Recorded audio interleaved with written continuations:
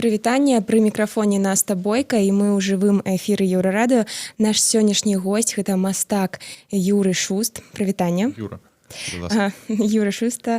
7 лістапада ў галерэі сучаснага мастацтва адкрыецца яго выстава пад назвай «Неафіт», і сёння мы размаўляем пра тое, пра што мастак хоча распавесці наведвальнікам і аб чым увогуле распавядуць яго працы. І першае пытанне такое: калі мне ўчора распавядалі пра вашу выставу, то пісалі як цікавы кантэкст новых тэхналогій, тэмы наркотыкаў і моладзі ў Беларусі, і патлумачце, як усё гэта сумяшчаецца, як бы, зразумела, там моладзь і наркотыкі, але тэхналогіі, цікава, насамрэч. Я понял. На самом деле, я достаточно много курсирую между Берлином и Минском сейчас. Вот. И первое, то, что мне бросилось в глаза, то есть в чем я вижу отличие там с молодежной культуры, да, в Берлине и в Минске, это как раз-таки уличная культура. Там рейвы и все прочее, выставки. Выставки, конечно, сложно назвать молодежной культурой. Это уже культура, скажем, такого немножко другого уровня. Однако она очень сильно отличается от того, что есть в Минске. Вот. Я начал анализировать, как это происходит там, как это происходит здесь, в Минске. Вот. И судя по тому, какие меры применяются к распространителям наркотиков, да, я просто начал анализировать эту ситуацию и увидел, что здесь существуют вообще какие-то феноменальные способы распространения наркотиков, да, которые не существуют на Западе. В частности, это система анонимайзеров, то есть криптографические способы распространения, которые, конечно, в первую очередь осуществляются с помощью достаточно прогрессивных технологических решений. Я пераб'ю вас, я вельмі шмат займаюся менавіта тэмай наркотыкаў, мяне зацікавіла сапраўды гэта, і вы кажаце, што то бок у нас тут, напрыклад, там у Тэлеграме працуюць інтэрнэт-крамы па наркотыках, і ў Берліне, там у Еўропе такога няма? Нет, зачастую, есть, конечно, такие способы, однако, все можно купить при необходимости прямо на улице без никаких проблем. Але все ж таки там не такие жесткие, напевно, не такое жесткое покарание. И меры абсолютно другого рода, там скорее предпочитаются работать с причинами такой потребности, да, с какими-то социальными проблемами. Там больше уделяют внимание, гораздо больше уделяют внимание там правам человека, да, уровню жизни, каким-то социальным нормам. И поэтому, так как они, в принципе, достаточно хорошо понимают, что тяга к таким вещам, да, она мотивирована скорее какими-то проблемами, нежели какими-то преміальнымі опцыямі. І вось тады распавядзіце, калі ласка, пра што ўвогуле будзе ваша выстава? Пра што яна будзе распавядаць людзям, што яны там, да чаго яны павінны быць гатовыя, скажем так, што яны там убачыць? Я пытаюсь использовать тему наркотиков скорее как метафору, просто как метафору стремления к чему-то недостижимому, к какому-то мифу, к какому-то недостижимому счастью.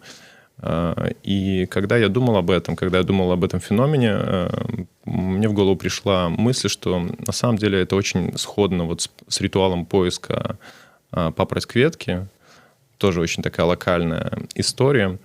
Вот, так, как пошук закладки, так? Абсолютно, да. То есть я говорю еще раз, что на Западе, когда я рассказываю вот эту историю, да, когда я рассказываю друзьям, знакомым о том, что это работает не только в Беларуси, это работает на всем постсоветском пространстве, плюс-минус на всем постсоветском пространстве, им очень сложно понять, почему это так проблемно, почему такая схема такая сложная. Вот. И далее я им рассказываю, что о тех репрессивных мерах, которые используются относительно людей-распространителей, людей, которые употребляют эти вещества. Вот. И у меня есть тоже несколько друзей, знакомых, которые там мотают срок уже, наверное, там около 9 лет или там чуть меньше. Тут у нас для меня в Беларуси. Для меня это личная проблема, и мне достаточно... Ну, то есть я чувствую на себе какую-то ответственность как публичная персона, да, ответственность, которая заключается в артикуляции вот этих вещей, этой проблематики. А колькі будзе прац прадстаўлена, работ прадстаўлена на выставе, і, магчыма, там у вас ёсць любімыя, і пра што яны будуць?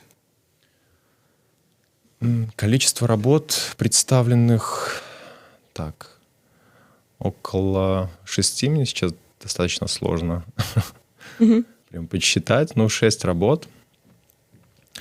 Так как я работаю с разными материалами, это видео, графика, скульптура, то как бы я всегда моделирую свои выставки из разных частей, из разных материалов, из разных медиумов. В случае этой выставки, в случае выставки «Неофит», это видео, это 3 скульптуры, это графическое панно и еще одна скульптурная группа. Вот. Одна из самых интересных работ, которая возникла достаточно спонтанно и которая, на мой взгляд, выглядит достаточно ярко в контексте выставки и будет являться таким центральным пятном этой выставки. Это горный велосипед. Горный велосипед, который мы раскатали 20-тонным катком. Он такой приплюснутый будет, так? Да, он такой сплющенный, и он в каком-то смысле даже напоминает такую окаменелость древнюю. Вот. И я здесь... То есть, кроме этого, кроме того, что он сплющен, он еще обвит папоротниками. То есть я собрал там большое количество папоротников, съездил в места, из которых родом моя прабабушка. Вот, собрал большое количество папоротников. А где это, коли не секрет? Это деревня Расла, недалеко от Сморгони. Угу. То есть Западная Беларусь. Я собрал этот папоротник, обвил этот велосипед и зафиксировал его в итоге определенным количеством эпоксидной смолы, чтобы это все просто зафиксировать. Вот. И в итоге такой прям такая окаменелость, в которой смешалась вот эта вот природная структура папоротника и вот эти металлические осколки этого горного велосипеда, достаточно агрессивного, который, в принципе, символизирует, на мой взгляд, либо на мой художественный, с моей художественной точки зрения, такую фигуру современного человека. То есть агрессивную достаточно и достаточно стремящуюся, скажем, к победе, либо к какой-то доминанте. Гэта цікава. А вы памятаеце момант, калі вось вы прыдумалі менавіта гэтую работу? Гэтую? Ну вот як да вас прыйшла такая думка, што трэба прыплюснуць гэты велосипед і абматаць яго папоротником? Я приехал в Минск, и я просто увидел где-то на улице этот велосипед, мне кажется, он где-то был припаркован. А вообще, на самом деле, велосипеды меня заинтересовали именно в Берлине, потому что там достаточно гораздо более мощная велосипедная культура. Там люди стремятся перемещаться на велосипедах, и это вообще отдельная история. Вот. Я там долгое время подыскивал себе велосипед, и так как там огромное количество краденных велосипедов, очень сложно найти по какой-то выгодной цене подержанный велосипед, потому что если он дешевый, это значит, что он краденый. Ну и в итоге тебе приходится переплачивать за там, новый велосипед. В итоге, да, я купил новый велосипед, что, в принципе, по цене было одно и то же. Вот. И тут как раз вот через этот аспект я начал обращать больше внимания на велосипеды, ну, как это со всеми бывает, в принципе. Вот. Пока тебе он не нужен, тебе кажется, что они все одинаковые, но когда он понадобился, ты начинаешь в них разбираться. Вот. И я приехал в Минск, я увидел этот велосипед, он у меня сразу связался с структурой папоротника, потому что он как раз-таки тоже раскрашен в такой кислотно-зеленый цвет. с какими-то такими мотивами, текстурами, и мне показалось, что будет интересно связать эти два аспекта и включить ее в эту выставку, потому что папоротник, конечно, отсылает нас к цветку папоротника.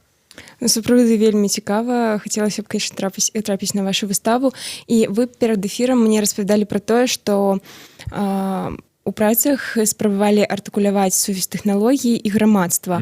А вось растлумачце, як увогуле гэта звязана і якую ролю адыгрываюць зараз тэхналогіі, на ваш погляд, у жыцці беларусаў. Як бы усе кажуць пра IT-краіны, пра тое, што Беларусь IT-краіна, але ёсць там на Палесе вёскі, у якіх там людзей нават інтэрнэту няма. Ну, не толькі на Палесе, у прынцыпе, там, па Беларусі.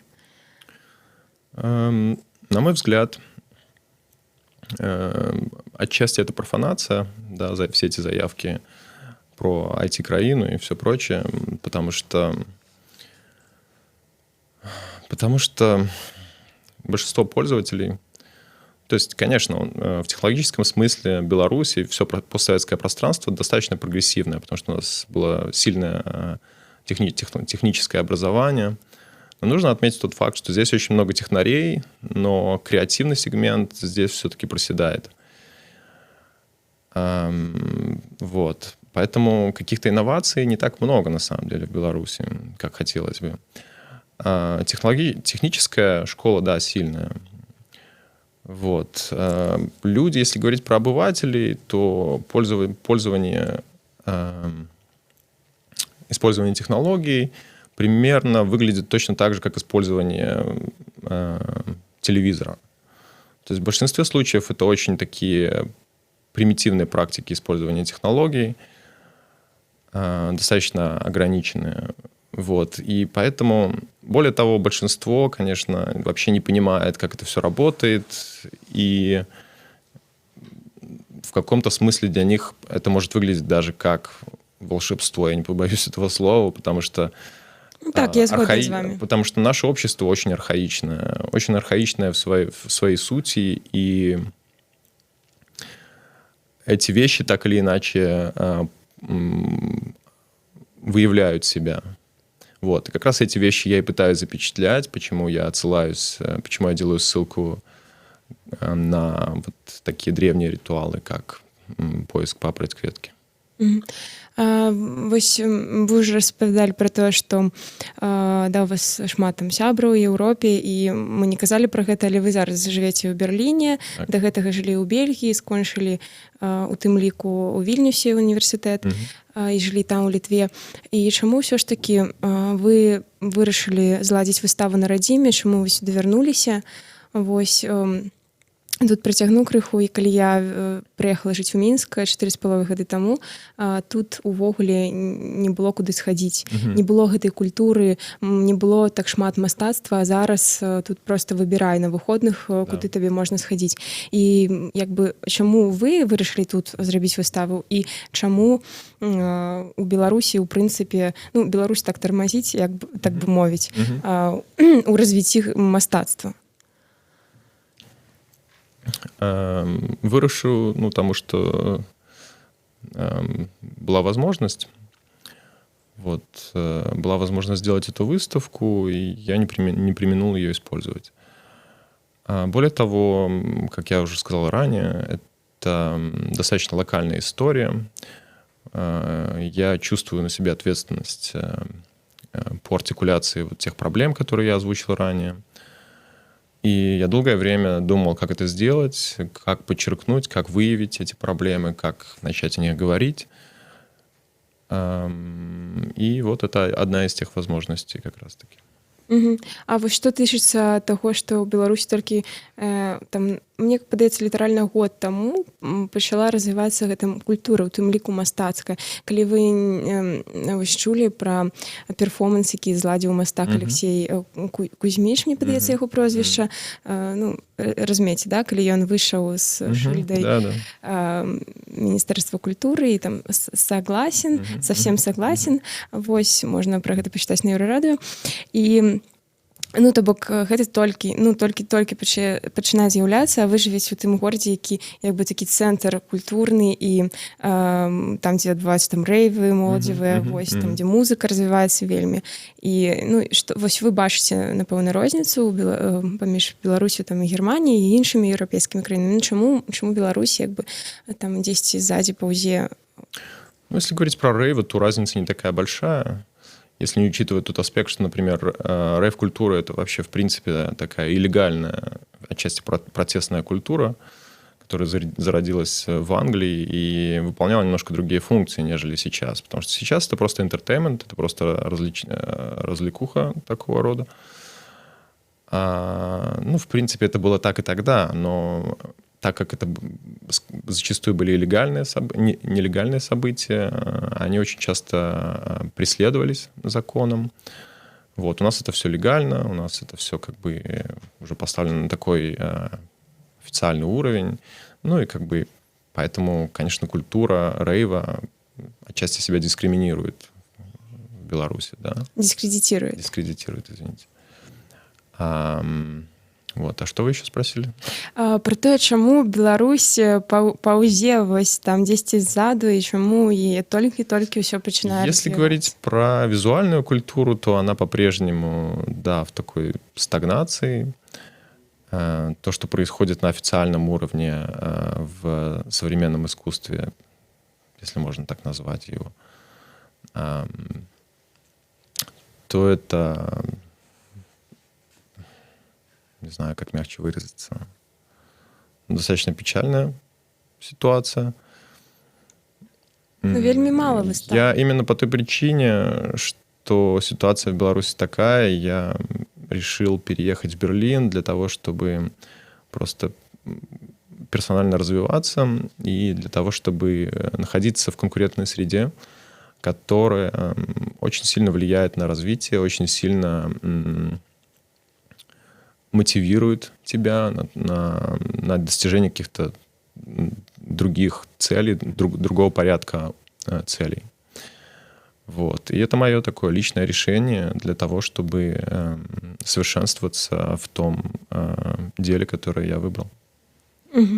Дякую. І вось у вас там у апісанні выставы пазначана, што яна адкрываецца, мне падаецца, 19, так? А ў 21 будзе рэйв. І гэта цікава. Я так разумею, што ён таксама будзе ў галерэі У. І распавядзіце, калі ласка, што гэта будзе за рэйв, які там музыкі будуць, ці што ён увогуле будзе сябе уяўляць? Рэйв — это не просто какой-то традиционный ресепшн, да, там, который существует в контекстах открытий выставок. Это, опять же, не дискотека, это такое концептуальное решение, которое является частью выставки, скажем, концептуальное продолжение выставки. Вот. Там не будет каких-то музыкантов, это будет один мой друг. Диджей, так? Можем сказать и так, да, диджей, который будет ладзіць гэты рэйв. А якога кшталту, які жанр, там, техно, якая будзе музыка? Я думаю, что это будет, насколько я знаю, это будет немного иного рода музыка, если сравнивать ее с тем, что происходит на Октябрьской, да, в большинстве случаев. Ну, на Октябрьской, на Кастрычніцкай вельмі шмат івентаў, там і транс можна знайсці, там сияние, гэта техно-вечеринки, якія уже давно ладзяць. Вот. Мне лично ближе, наверное, какой-то, что называется, дип-техно и какие-то более conscious, сознательные уровни техномузыки, потому что для меня техномузыка — это не просто репетативный ритм, который позволяет танцевать, это новая форма ритуализма, это определенный ритуал, и ритуал, на мой взгляд, это нечто большее, чем просто фан, чем просто развлечение. Мгм. Вот, и как бы, ну, как раз-таки вот аспект мистерии, да, тайны присущ подобным ритуалам. И вот как раз-таки через этот линк я связываю эти вещи. Яшчэ раз анансуем выставу. Яна адбудзецца ў галерэі сучаснага мастацтва У 7 лістапада ў 19:00. І я так зразумела, вы будзеце яе адкрываць, так будзеце там штосьці, якое-то слово, нейкае слово казаць. І такое апошняе будзе пытанне да вас. Вось вы пажылі ўжо шмат, я так зразумела, ў Еўропе, шмат чаго пабачылі, у вас было шмат выставаў. І магчыма, вы можаце даць нейкі там савет беларускім мастакам, якія не выходзілі за межы Беларусі, якія там, магчыма, там баяцца яшчэ нешта зладзіць, якія там невядомым мастакам, які там дома сядзяць і нешта прыдумляюць. Сходзячы з таго, што вы ўбачылі в Европе, в Берлине, в Бельгии? Ну, универсальное решение, которое определенно сработает в этой ситуации, это, конечно, помещение себя в конкурентный контекст, такой здоровый конкурентный контекст, в контекст искусства, здоровой экономики искусства, которая работает сама собой, без субсидий, и которая сама развивается и эволюционирует. То бок з'ехаць у іншую краіну?